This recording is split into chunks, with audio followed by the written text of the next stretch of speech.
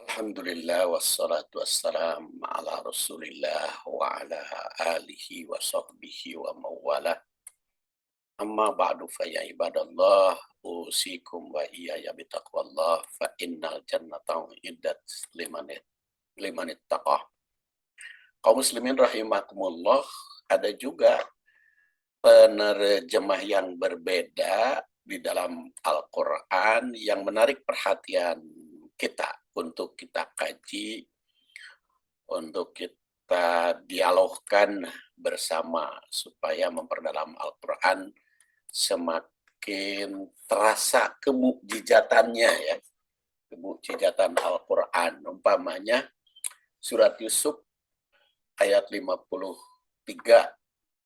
A'udzubillahi minasyaitonirrajim wa ma ubarri'u nafsi innan nafsa la'ammaratun bisu illa man rahima rabbi. Inna rabbi ghafurur rahim. Sekurang-kurangnya ada 3 versi yang menerjemahkan ayat ini sebagai juz ya dalam surat Yusuf. Versi pertama ada yang berpendapat bahwa wa ma ubari'u nafsi itu ucapan istri Al-Aziz atau yang dikenal dengan Julaiha. Ada yang berpendapat ucapan Nabi Yusuf. Ada pula yang berpendapat Al-Aziz atau Al-Aziz itu kan merupakan julukan bagi kerajaan Heksos ya. Ini sebelum Firaun tentu saja. Karena ini kan zaman Nabi Yusuf itu sebelum Firaun, raja Mesirnya. Jadi ada 3 versi. Dan memang Quran tidak menyebut siapa yang berbicara wa ma ubari'u nafsi innan nafsa la amaratun bisu itu. Nah, kalau kita perhatikan depan jelas berpendapat bahwa ayat ini sebagai ucapan Yusuf. Umpamanya kita lihat, aku tidak menyatakan diriku bebas dari kesalahan. Karena sesungguhnya nafsu itu selalu mendorong kepada kejahatan, la amaratun bisu. Illa marohima rabbi, kecuali yang dirahmati Allah. Sungguhnya Tuhanku Maha Pengampun lagi Maha Penyayang. Nah, di situ terjemah Inna Rabbi Ghafurur Rahim. Nah, itu menurut terjemah depan jelas ucapan Nabi Yusuf. Tapi menurut terjemah lain ada yang mengatakan ucapan Al-Aziz. Ada juga yang mengatakan istri Al-Aziz. Depan RI berpendapat itu ucapan Nabi Yusuf karena merujuk kepada ayat sebelumnya, yaitu qolama khotbukum iwa rawat tunna Yusuf an nafsi kulna hasyalillah ma alimna alaihi min su qalat imra'atul aziz al-an hasal haq. Ulangi, qalat imra'atul aziz al-an hasal haq ana rawattuhu an nafsi wa innahu laminas shadiqin. Dia raja berkata kepada wanita-wanita itu, bagaimana keadaanmu ketika kamu mengganggu Yusuf untuk menundukkan dirinya. Mereka berkata, Maha sempurna Allah yang mengetahui sesuatu keburukan darinya. Nah, istri Aziz itu mengatakan, sekarang jelaslah kebenaran itu. Akulah yang menggodanya. Dan sesungguhnya dia termasuk orang-orang yang benar. Kata istri Al-Aziz. Jadi Yusuf itu sebagai orang yang benar. Tentu yang dimaksud dengan keadaan ini ialah perempuan-perempuan itu tentang Yusuf. Jadi perempuan itu mengatakan bahwa Yusuf itu sebagai orang yang benar.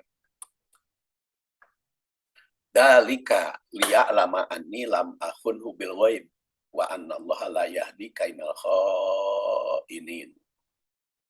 Nah, kata Depag, Yusuf itu berkata, yang demikian itu agar dia, Al-Ajiz itu mengetahui bahwa aku benar-benar tidak mengkhianatinya ketika dia tidak ada di rumah, dan bahwa sungguhnya Allah Subhanahu wa taala tidak meridhoi tipu daya.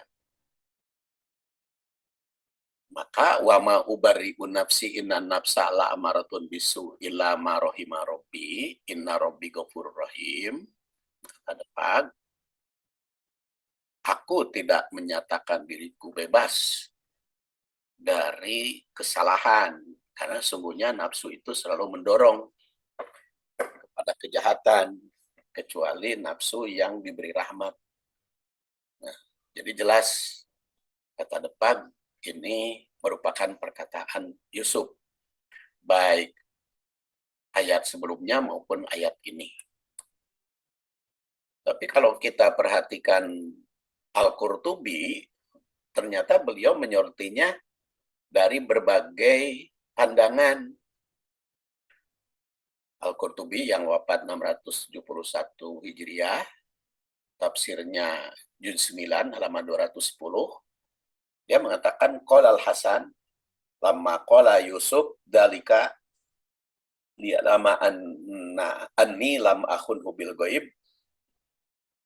Nah, ini menunjukkan qala Yusuf ya, pendapat pertama yaitu pandangan Al-Hasan. Karena tidak ada yang suci manusia itu termasuk dirinya.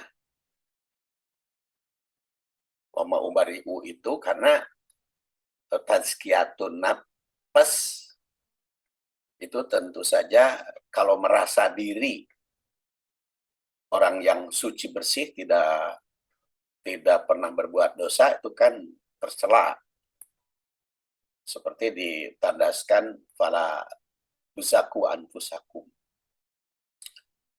Dan itu tidak diridhoi kalau merasa diri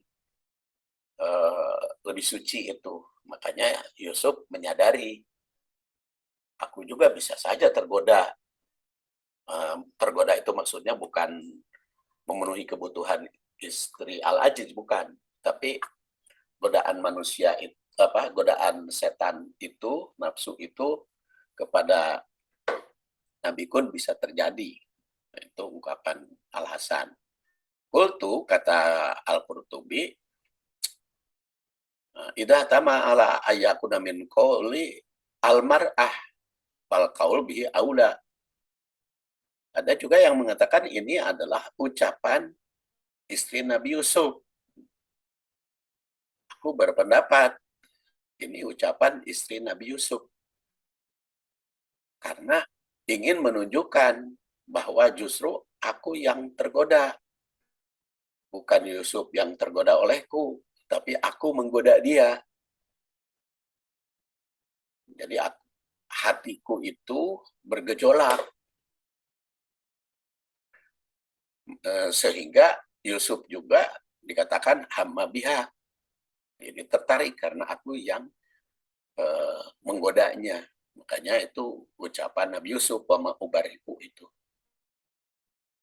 Tapi ada juga yang berpendapat min qaulil ajiz. Ini ucapan Al-Ajiz. Jadi raja Heksos itu, raja Mesir itu, wa ubariku nafsi. Aku tidak pernah bebas dari nafsu. Nah, nafsunya apa? Yaitu suudon Al-Ajiz itu kepada Yusuf. Sehingga kan Al-Ajiz itu dia ingin membela istrinya, padahal istrinya yang membuat rekayasa. Padahal dia yang menggoda Yusuf, lalu justru dia menuduh Yusuf yang menggoda dia. Nah, Al-Ajiz itu kan terpengaruh oleh istrinya, oleh istri Al-Ajiz, oleh istri Julaiha. Maka Al-Ajiz itu mengatakan, wama ubari'u nafsi. aku tidak bebas dari godaan, sehingga aku pun menyangka jelek. Amaratun inna nafsala amaratun bisu itu, sehingga menuduh kepada Yusuf. Ini suudonnya katanya. Kemudian Abu Bakar Al-Anbari minanas yakul dalika, itu inna robbi ghafurur rahim adalah min kalam imro'atil aziz. Kata Abu Bakar, itu adalah ucapan istri Abul Aziz. Apa? Istri Al-Aziz.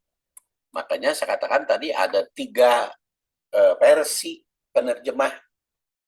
Pama ubari unapsi inanapsa itu ada yang mengatakan Yusuf yang berbicara begitu, ada yang mengatakan istri Al-Aziz, ada juga yang mengatakan Al-Aziznya itu sendiri. Jika perkataan Yusuf, maka sebagai wahyu yang ditunjukkan bahwa beliau bisa saja memiliki hawa nafsu seperti manusia biasa. Kalau itu ucapan Yusuf, maka sebagai peringatan bagi setiap manusia, nafsu itu melanda siapapun, termasuk Nabi.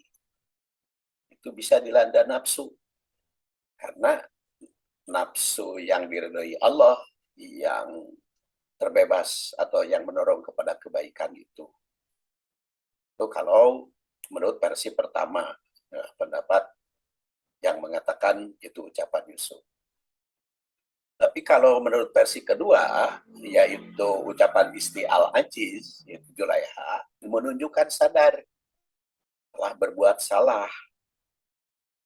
Nah, baru dia menerima, sudah sadar, sudah ditunjukkan kesalahannya kan.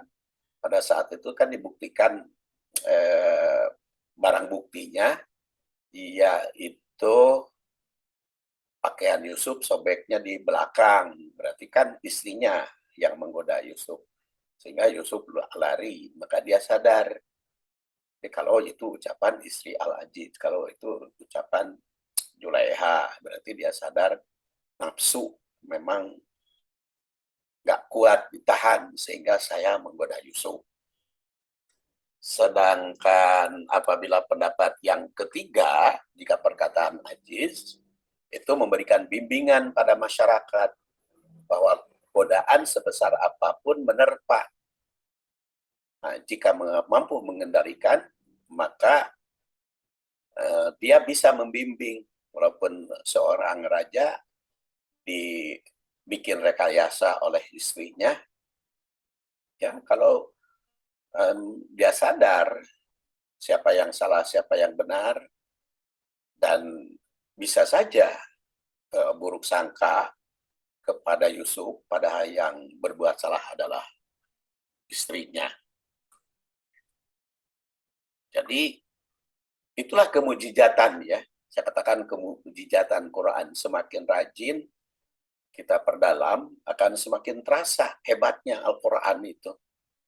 Sehingga kalau kita menemukan perbedaan memahami, kita harus tahu dasar-dasar yang memunculkan perbedaan memahami Al-Quran itu. Tentu saja saat ini saya bukan berbicara mana yang benar, mana yang salah. Yang penting wama ubari'u itu bisa dipahami oleh para ulama tafsir sebagai perkataan Al-Aziz, sebagai perkataan Yusuf, atau sebagai perkataan istri Julaiha. Demikian saya anggap cukup. Subhanakallahumma wa bihamdik. Asyhadu an la ilaha illa anta astaghfiruka wa atubu ilaik. Wassalamualaikum warahmatullahi wabarakatuh.